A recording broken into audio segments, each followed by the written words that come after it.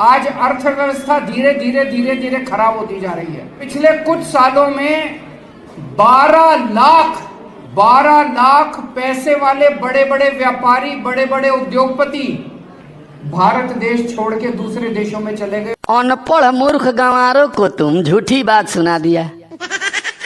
अनपढ़ मूर्ख गंवारों को तुम झूठी बात सुना दिया। तेरा मौसा देश की अर्थव्यवस्था 5 नंबर पर ला दिया। कोई हथौड़ा दो तो हमको इसका इलाज करें। 12,000 उद्योगपति चले गए इसके फूफा जी के गांव में।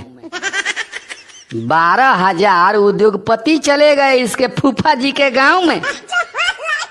फर्जीवाल नाम का चीटर छोड़ गए दिल्ली के इस छांव में। झूठ का ये बमगोला फेंक कर, झूठ का ये बमगोला फेंक कर जनता को भरमा दिया। तेरा मौसा देश की अर्थव्यवस्था 5 नंबर पर ला दिया। कोई हथौड़ा दो तो हमको इसका इलाज करें। आतंकी है हमास का ये भी, इसे भेजो गाजा पट्टी में। आतंकी है हमास का ये भी, इसे भेजो गाजा पट्टी में। बाद में जाकर लाया जाएगा लपेट कर बोरा चट्टी में। घोटाला कराकर कई नेता को, घोटाला कराकर कई नेता को जेल में पहुंचा दिया। तेरा मौसा देश की अर्थव्यवस्था 5 नंबर पर ला दिया। कोई हथौड़ा दो तो इसका हम इलाज करें। पाप को मिटाने खातिर पापी को निपटाना होगा। क्या बात है प्रीतम जी। पाप को मिटाने खातिर पापी को निपटाना होगा। दिल्ली अगर बचाना है तो जेल इसे भिजवाना होगा। भारत जो मजबूत बन रहा, भारत जो मजबूत बन रहा, कमजोर इसको बता दिया। तेरा मौसा देश की अर्थव्यवस्था 5 नंबर पर ला दिया। कोई हथौड़ा दो तो हमको इसका इलाज करें। खिचड़ी जिसका डीएनए है वो सनातन को क्या जानेगा। खिचड़ी जिसका डीएनए है वो सनातन को क्या जानेगा। आतंकवाद से जन्म है जिसका, इंसानियत क्या पहचानेगा। गरीबी कितना दूर हो गई, गरीबी कितना दूर हो गई, ये आंकड़ा भी भुला दिया। तेरा मौसा देश की अर्थव्यवस्था 5 नंबर पर ला दिया। कोई हथौड़ा दो तो हमको इसका इलाज करें। अनपढ़ मूर्ख गंवारों को तुम झूठी बात सुना दिया। तेरा मौसा देश की अर्थव्यवस्था 5 नंबर पर ला दिया। कोई हथौड़ा दो तो हमको इसका इलाज कर दें।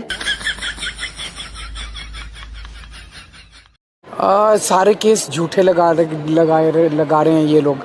तो कुछ इतने केस लगा लिए, इतनी जांच कर ली, कुछ निकलता तो है नहीं। कुछ इतने केस लगा लिए, इतनी जांच कर ली, कुछ निकलता तो है नहीं।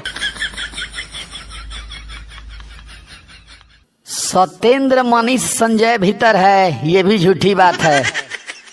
सत्येंद्र मनीष संजय भीतर है, ये भी झूठी बात है। दिल्ली के शराब घोटाला में मोदी जी का हाथ है। सर जी आतिशी से बुलवा दो।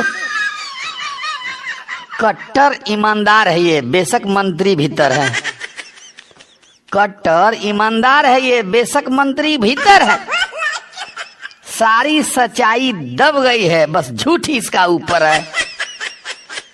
काम करता डकैती का, काम करता डकैती का, ईमानदारी की बस बात है।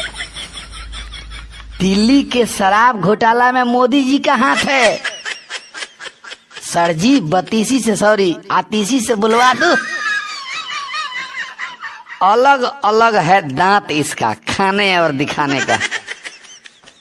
अलग अलग है दांत इसका खाने और दिखाने का। सारा माल लूट कर बैठा है दिल्ली के मैखाने का। देश के सारे गद्दारों से, देश के सारे गद्दारों से भरपूर इसका साथ है। दिल्ली के शराब घोटाला में मोदी जी का हाथ है। सर जी बतीसी से सॉरी अतीसी से बुलवा दो। संजय सिंह कुटाएगा फिर इसी का नंबर आएगा। संजय सिंह कुटाएगा फिर इसी का नंबर आएगा। तिहाड़ जेल में ये भी जाकर देखना झाल बजाएगा। ईडी के विरोध में बोल दे, ईडी के विरोध में बोल दे, कहां इसकी औकात है। दिल्ली के शराब घोटाला में मोदी जी का हाथ है। सर जी बतीसी से सॉरी आतीसी से बुलवा दो। चैलेंज है पूरे देश में ऐसा कहीं नहीं जालसाज है। चैलेंज है पूरे देश में ऐसा कहीं नहीं जालसाज है। नेता नहीं लुटेरा है, ये बहुत डेंजर चालबाज है। आदमी नहीं ये आदमी का, आदमी नहीं ये आदमी का पका हुआ बस झां है।